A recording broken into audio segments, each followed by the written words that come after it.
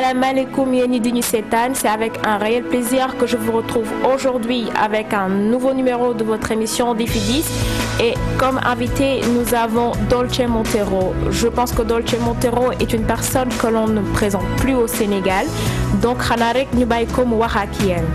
Bonjour chers internautes, c'est Marème Montero, dite Dolce. Alors Marème Montero est une jeune femme âgée de 25 ans. Elle est responsable commerciale au groupe GMA. Quand on parle du groupe GMA, on fait allusion à la L16, la télévision L16. On fait aussi allusion à la radio, à BFM Radio et à l'agence de communication Bibos Agency. Alors Marème Montero est aussi la propriétaire de la marque Dolce Strawberry. Et puis voilà un peu une présentation que je peux donner de moi. Le côté positif, c'est une fille très entreprenante, ça c'est quelque chose d'acquis. Et ambitieuse, et têtue, très têtue. Parfois, elle a son côté papa qui est très nerveux. Mais elle est une fille très très éduquée. Elle écoute ses parents, elle ne fait pas n'importe quoi. Même à son âge, avant d'aller quelque part, elle demande la permission. Et bon, en fait, j'ai fait une généralité de dire que c'est une fille bien. Ça, je suis fier de elle. Et c'est une fille qui est très communicative. Et puis, au sein de la famille, on est une famille très soudée. Et avec ses frères, avec ses sœurs, avec lui, avec Chantal qui est à l'extérieur, Patty, c'est presque une maman. Elle est là, et puis vraiment je suis heureux d'avoir une fille avec des enfants qui communiquent et qui... Je prie le bon Dieu que ça continue. Voilà. Pour les résumer, il y a tellement de choses à dire. Ouais. Bon, je vais simplifier pour dire que c'est une fille exemplaire. Ñun ñoo ko déggandoo, Dolce Montero est la propriétaire de la marque Dolce Strawberry. Xanaa rek ñu daal di koy poser quelques questions.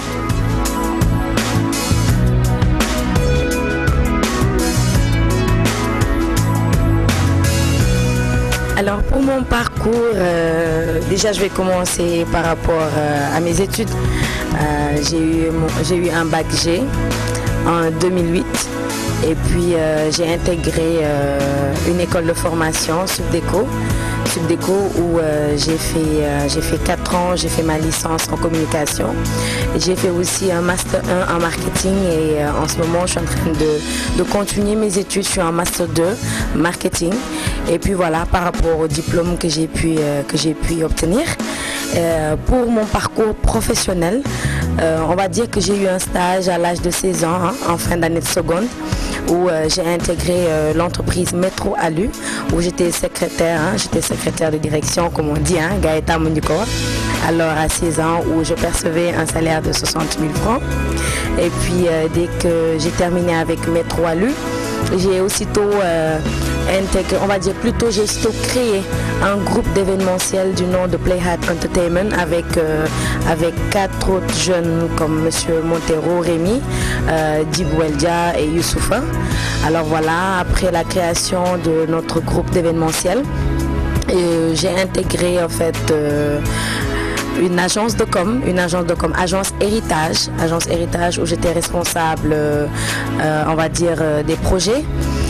C'est par la suite que j'ai intégré aussi Ina Magazine, qui est un magazine panafricain basé au Gabon, où j'étais la directrice des partenariats événementiels. J'ai eu à faire 8 mois là-bas et c'est aussitôt que j'ai intégré le GMA, c'est-à-dire la télévision L16, la radio BFM et l'agence de com qu'on ne présente plus, Bibos Agency. Alors voilà un peu le parcours professionnel de Dolce Montero. Dans ce parcours aussi, j'ai eu à créer ma marque le 6 juillet 2012. J'ai créé ma propre marque Dolce Strawberry. On va dire ça fait un an que la marque existe et puis voilà, la marque fait son petit bonhomme de chemin et voilà, j'allie, on peut dire, tout ce qui est mode, stylisme et aussi tout ce qui est dans le monde audiovisuel. Voilà. Ce que je retiens d'elle, c'est qu'en fait c'est une fille qui a beaucoup d'ambition et déjà étant étudiant en première année, même avant cela, déjà quand j'étais au lycée, je savais qu'elle était très mobile dans la création, dans l'événementiel, et qu'elle a intégré une école supérieure de commerce qui fait en même temps du marketing. Elle faisait en tout cas pour moi, elle est une des plus brillantes de sa classe, et il mène toujours la barque, elle est toujours devant, d'excellentes initiatives, et puis il participe.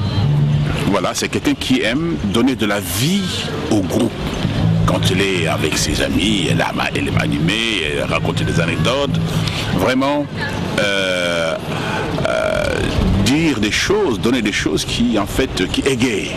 Ça c'est Dolce, une fille extrêmement ouverte, généreuse et qui a un cœur merveilleux, vraiment qui mérite d'être soutenue, d'être encouragée, parce que je suis sûr d'une chose, elle fera partie demain d'une de ces grandes dames de ce pays-là.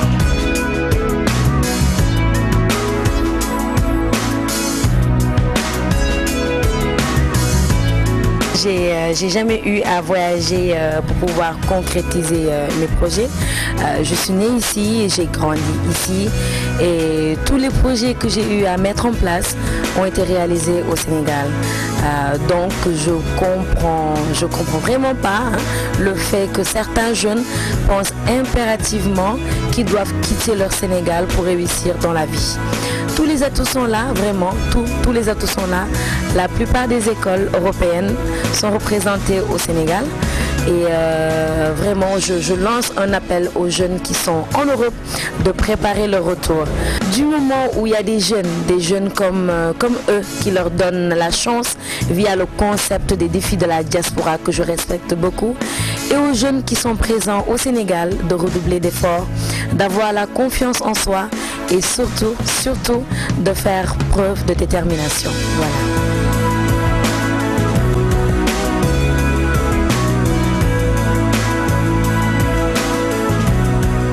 Mon défi, on va dire dans 10 ans, c'est d'avoir ma maison de couture au Sénégal avec des représentants à travers l'Afrique et pourquoi pas à travers le monde, tout en sachant que pour relever un défi, il faut être déterminé, avoir une certaine maturité, du courage, de la patience et surtout avoir un esprit de dépassement sans oublier la confiance en soi.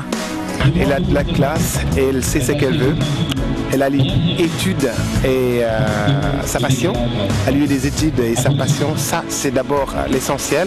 Ça veut dire tout simplement qu'elle est en train de faire son petit bonhomme de chemin. En gros, ma maison de couture, Dolce Strawberry, mondialement connue, c'est mon défi. Attendre d'être devant une impasse ou bien devant une difficulté pour penser à revenir sur son territoire et à participer à son développement n'est pas la meilleure chose à faire. Tout simplement parce que chaque Sénégalais, chaque Africain qui quitte son pays pour un autre pays doit mettre dans son dictionnaire le mot retour.